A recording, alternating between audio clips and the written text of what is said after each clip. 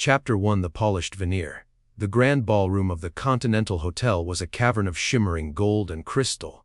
The air was thick with the scent of expensive lilies and the underlying, metallic tang of chilled champagne. It was the night of Hung and Lan's 20th wedding anniversary, a milestone that, in the eyes of Sagan's high society, was a testament to enduring love and shared prosperity. Hung stood by the floor-to-ceiling windows, watching his reflection in the dark glass. At 45, he was at the peak of his physical and professional power. His hair was meticulously styled, the few strands of silver at his temples only serving to enhance his image of distinguished authority. Yet, as he adjusted his silk tie, a phantom sensation of suffocation tightened around his throat. He looked at Lan, who was across the room, gracefully accepting a bouquet from a business associate. She looked perfect. Too perfect.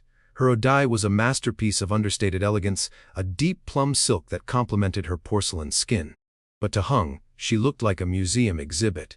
She was the woman who had shared his cramped studio apartment 20 years ago. The woman who had cooked him instant noodles while he stayed up late drafting blueprints. Now, she was the woman who reminded him of how old he was. Every time he looked at her, he didn't see the love of his life. He saw the passage of time. He saw the old, poor Hung that he desperately wanted to bury. A penny for your thoughts. Or is the CO of Hell Constructions too expensive for such small change? Hung turned. It was Vi. She was 32, a junior architect at a rival firm. And she was wearing a dress that was just a fraction too bold for the occasion. Her scent, a sharp, spicy musk, cut through the floral heaviness of the room like a knife. Just thinking about the speech. Hung lied, his voice dropping an octave. You don't need a speech, Hung, Vi whispered, stepping closer than social decorum allowed. You just need to stand there. You're the sun everyone else orbits around. Some of us just find the heat more intoxicating than others. Her eyes lingered on his, a predatory spark dancing in the dark irises. Hung felt a rush of adrenaline, a toxic cocktail of ego and insecurity. With Vei, he wasn't a father or a husband. He wasn't the man who had to worry about cholesterol or college funds. With her, he was the alpha. The party continued in a blur of clinking glasses and hollow laughter. But the cracks began to show later that night. In the sterile silence of their master bedroom, Lan was unpinning her hair, the sound of the metal pins hitting the marble vanity echoing like tiny gunshots. Hung was discarding his jacket when a small, rectangular slip of paper fluttered out of his pocket. It landed face up on the rug. Lan picked it up. Her eyes narrowed. Cartier, a diamond trinity necklace. Hung's heart skipped, but his face remained a mask of practiced indifference.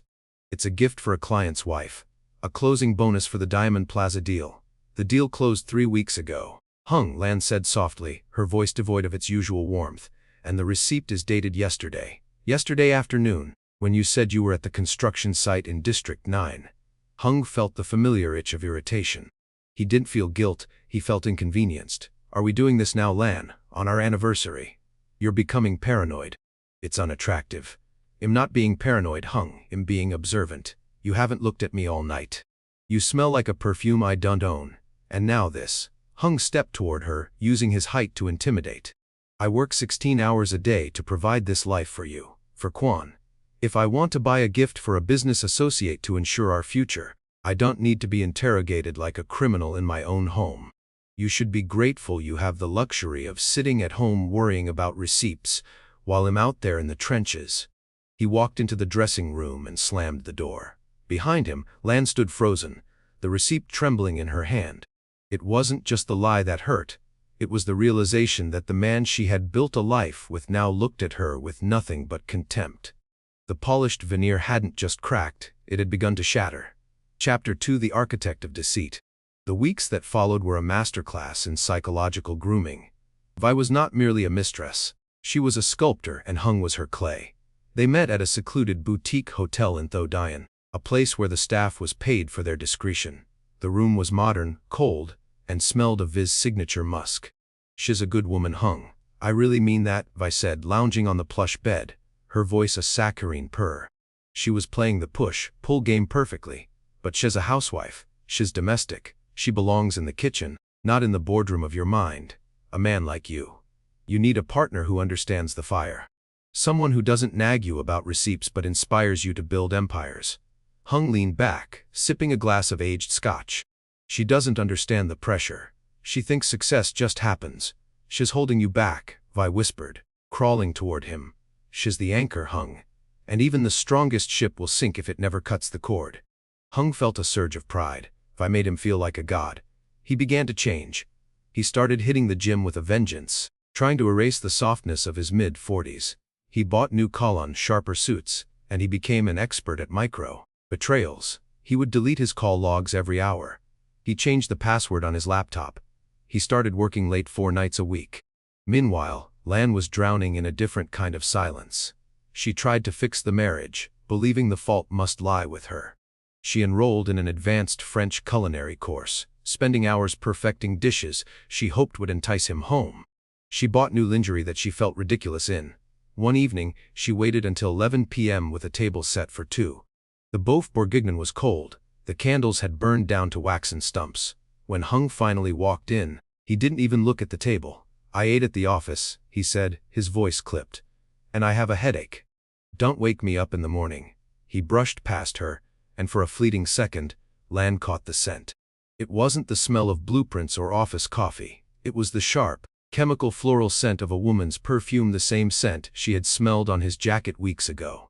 The realization hit her like a physical blow. It wasn't paranoia, it was the truth. She didn't cry. Instead, she sat down at the table and ate a single, cold piece of meat. The taste was bitter, like ash. She realized then that her kindness was being used as a doormat, and her silence was being interpreted as permission. Chapter 3: The Grand Collapse. The end didn't come with a whisper, it came with a viral link. It was a Friday night.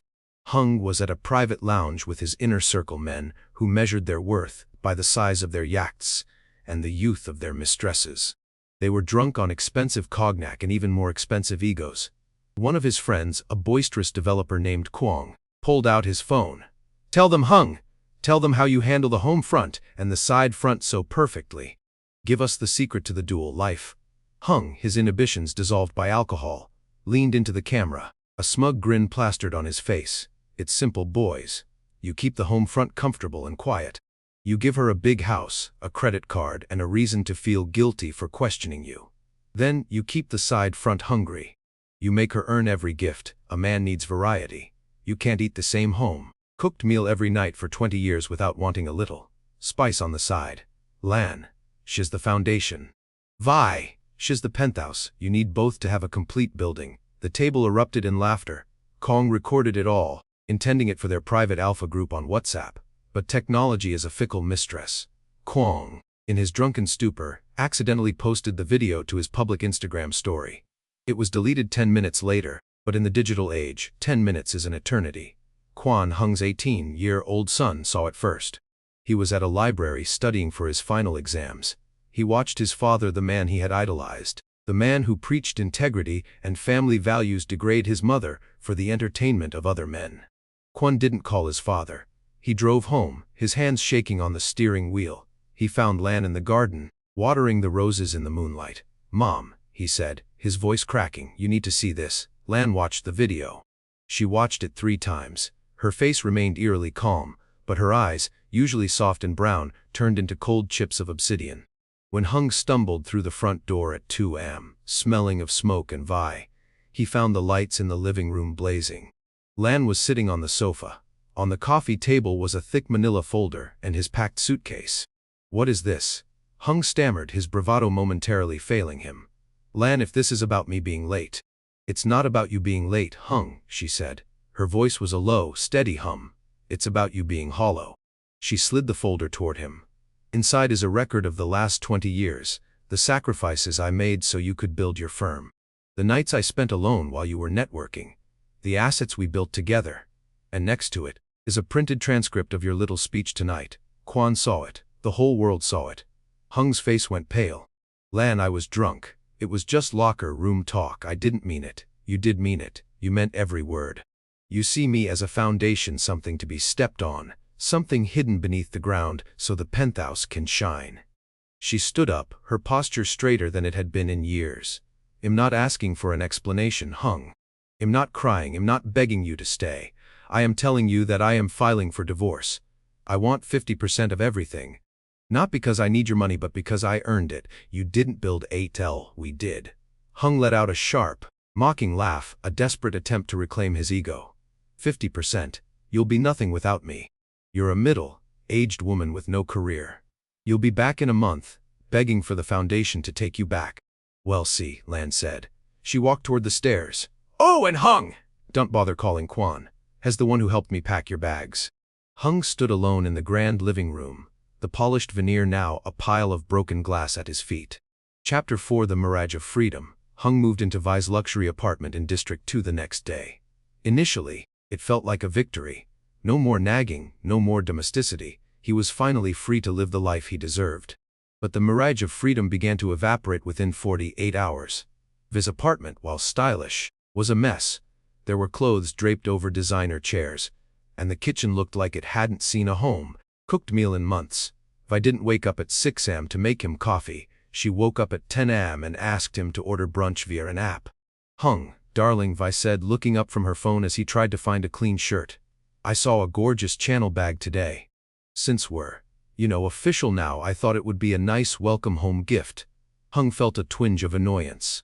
I just moved in, Vi. I have legal fees to worry about. The divorce is going to be expensive. Vi's pout was instantaneous. The push-pull was now all pull. I thought you said you were the one in control. That Lan was just a dependent. If you can't afford a bag, maybe I overestimated your capacity. The word stung.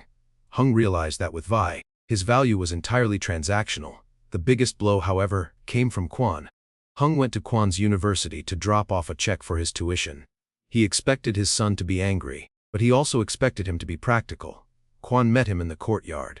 He looked older, his face set in a mask of cold maturity. I don't want your money, Dad, Quan said, pushing the check back toward Hung. Don't be a fool, Quan. This is your future. Your mother can't afford this school on her own. Mom is selling her jewelry and her shares in the boutique. And I've taken a part-time job at an architectural firm, a real one, where they value talent over connections. I'm also moving into the dorms. Quan looked his father in the eye. You didn't just leave Mom, Dad. You left the version of yourself I respected. The man who taught me that a person's word is their bond. You're just a stranger with a fancy car now. Quan walked away without looking back. Hung stood in the middle of the crowded courtyard, feeling more obsolete than he ever had in his life. He had lost his service provider at home, and now he had lost his legacy. He was a king without a kingdom, standing in a world that no longer recognized his crown. Chapter 5 The Dark Night of the Soul. Lan sat in a cramped economy seat on a flight to Singapore. In her hand was a one-way ticket and a letter of acceptance into a prestigious international business management program. She had sold her wedding ring, her designer bags, and her portion of the liquid assets. She had moved out of the villa and into a small, two-bedroom apartment that she shared with Quan before leaving. The first 6 months in Singapore were a descent into a personal purgatory. At 43, she was the oldest student in her class. She faced the subtle ageism of her peers and the crushing weight of loneliness. Every night, she would sit in her tiny studio apartment, eating simple rice and vegetables, the silence of the room a stark contrast to the bustling social life she once led. There were nights when she wanted to crawl back. Nights when the sunk cost fallacy whispered in her ear, you spent 20 years on him. Why throw it all away for this struggle? Just call him. He'll take you back. You can have the villa again. But then she would remember the video. She would remember the way he had called her a foundation. The hefoazy and the darkening of her soul began to take hold. It wasn't a hardening into bitterness, but a tempering into steel. She realized that her kindness had been her greatest weakness, because it had no boundaries. She began to study with a ferocity that intimidated her younger classmates. She stayed late at the library, mastering financial modeling and corporate strategy. She was no longer Hung's wife. She was Lan, a woman who was reclaiming her mind. Back in Vietnam, Hung's paradise was rotting. Vi was becoming increasingly demanding.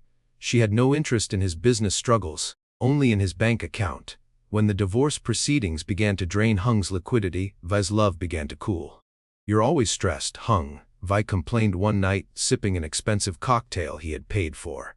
It's not sexy. You're starting to look old. Maybe you should take a break, go on a cruise. My name isn't on the villa deed yet, you know. If something happens to you, Hung looked at her, and saw the survivalist opportunist for what she was. She didn't love him. She loved the status he provided.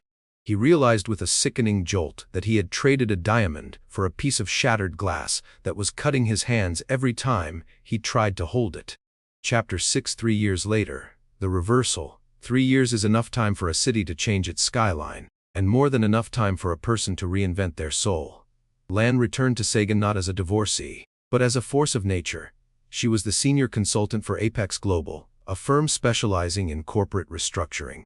Her hair was cut into a sharp, modern bob. Her wardrobe was a collection of structured blazers and high-waisted trousers in shades of cream and charcoal. She moved with a quiet, lethal confidence. At her side was Min. Min was 48, a renowned architect who had lost his wife to cancer years ago. They had met during a project in Singapore. Their relationship wasn't built on the fire Hung had sought with Vi. It was built on emotional intelligence and mutual respect. Min didn't need Lan to be a foundation or a prop. He valued her for her intellect, her resilience, and the way she could dissect a balance sheet with surgical precision. "Are you ready for the gala tonight?" Min asked, handing her a cup of black coffee in her new office overlooking District 1. "I'm ready," Lan said, her voice steady. "It's just another networking event, Min. It's the industry summit, Lan. Your former husband's company is one of the attendees. Hell is struggling. They've lost 3 major contracts this year." Lan didn't flinch. HLA's failure is a result of poor leadership and a lack of innovation. "It has nothing to do with me." Min smiled, a genuine look of admiration in his eyes. "That's what I love about you. You don't seek revenge. You just seek excellence. The face slapping is just a side effect." Meanwhile, Hung was preparing for the same gala in a state of quiet desperation. His company was on the verge of bankruptcy. Vi was still with him, but only because she was still trying to squeeze the last bit of equity out of the villa. He looked 10 years older than his 48 years. His skin was sallow, his eyes tired. He was no longer the sun. He was a dying star. Chapter 7. The encounter at the summit.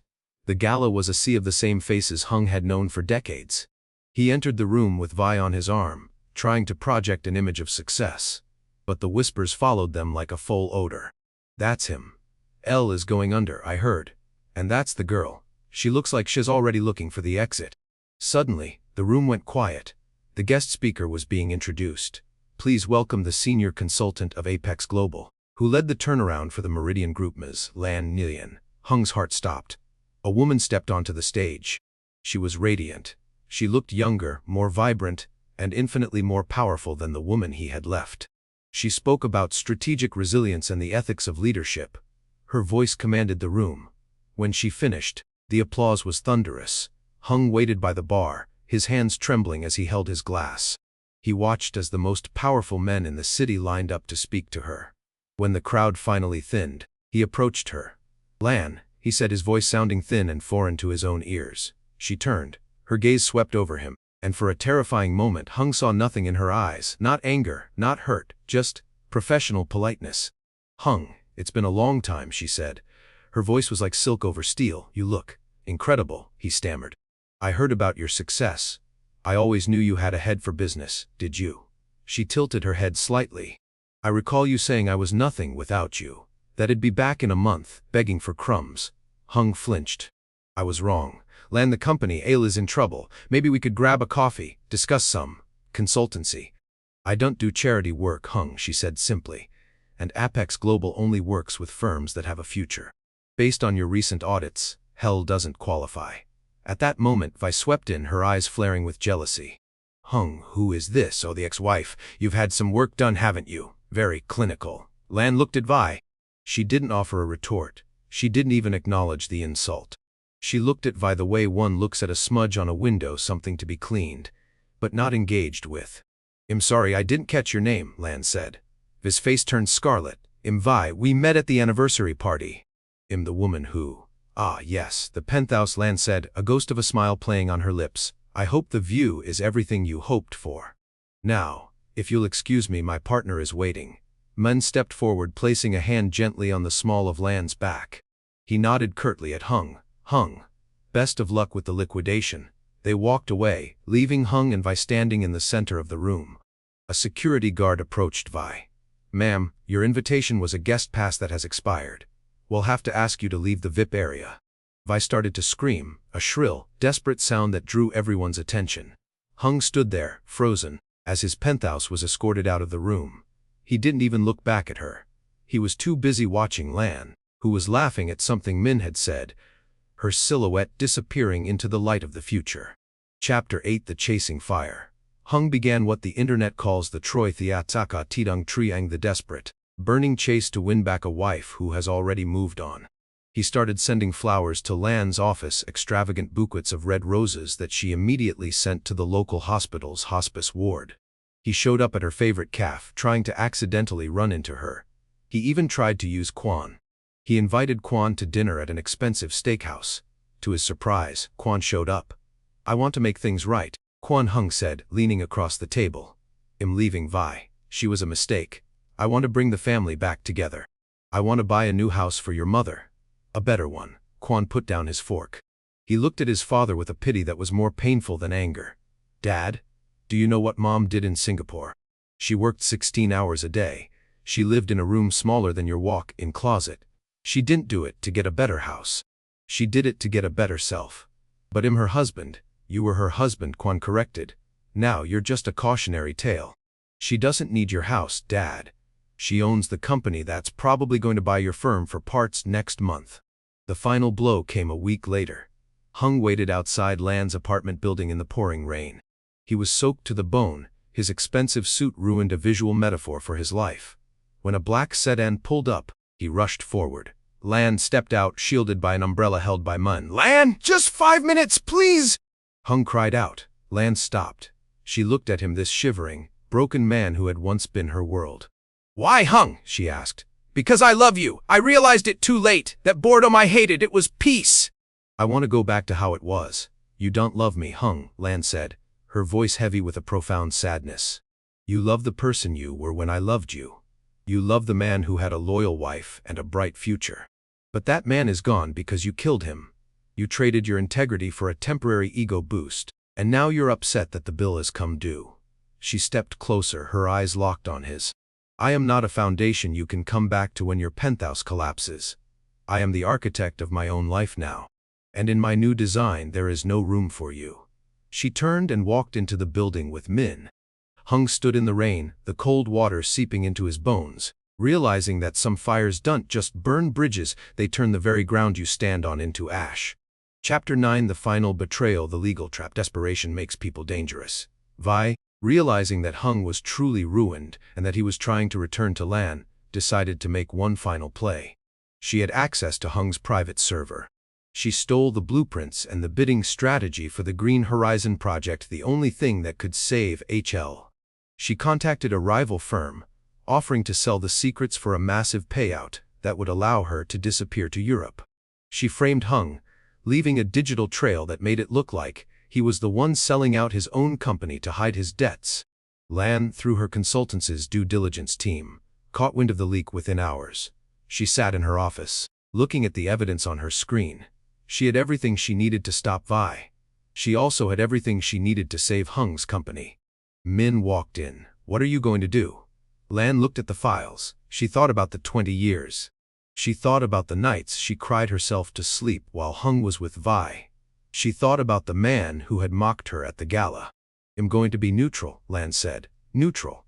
If I save him, I'm still playing the role of the shadow wife who cleans up his messes. If I destroy him, I'm the scorned woman seeking revenge. I choose to be none of those things." Lan picked up the phone and called the economic police. She handed over the evidence of Viz's corporate espionage. The police raided Viz's apartment that evening. She was arrested as she was packing her bags. But Lan didn't provide the evidence that cleared Hung of negligence. Vi went to prison for theft and fraud. Hung, however, was held liable for the security breach due to his gross negligence in giving a third-party access to company servers. His firm was slapped with a fine so massive it forced an immediate bankruptcy. Hung lost the villa. He lost the cars, he lost the alpha status. It wasn't revenge, it was accountability. Lan had simply stepped aside and allowed the gravity of Hung's own choices to pull him down. Chapter 10: The Echo of a Hollow Life. The wedding of Lan and Min was a private affair, held on a cliffside in Dalat. There were no cameras, no society reporters. Just Quan, a few close friends, and the sound of the wind through the pine trees. Lan wore a simple cream-colored dress. She looked at Min and saw a man who didn't need her to be anything other than herself. "I choose you," Min said. "Not because I'm lost, but because I'm home." "And I choose you," Lan replied, "because you are the first person who ever looked at my strength and didn't try to call it a foundation." 1,000 miles away, in a small, rented studio apartment in a dusty corner of District 12, Hung sat at a plastic table. The room was hot, the air conditioner broken. He was scrolling through social media when he saw a photo posted by Quan. It was a picture of Lan and Min, silhouetted against the sunset, looking at each other with a quiet, profound joy. Hung put the phone down. His hand brushed against an old, dusty photo album he had kept. He opened it to their 10th anniversary. They were standing in front of their first house. Lan was laughing, her head on his shoulder. He looked happy then. He had everything. He realized now that the boredom he had fled was actually the rarest thing in the world: contentment. He had chased the fire and the penthouse, only to find that fire consumes and penthouses are cold, lonely places when they have no base. The phone was silent. No business associates called. No friends invited him to lounges. Vi was in a cell, and his family was a world away. Hung looked at his reflection in the small, cracked mirror on the wall. He saw an old man, a man who had traded a legacy for a moment of vanity. The tragedy of betrayal isn't that you lose the person you cheated on. It's that you lose the person you were when they loved you.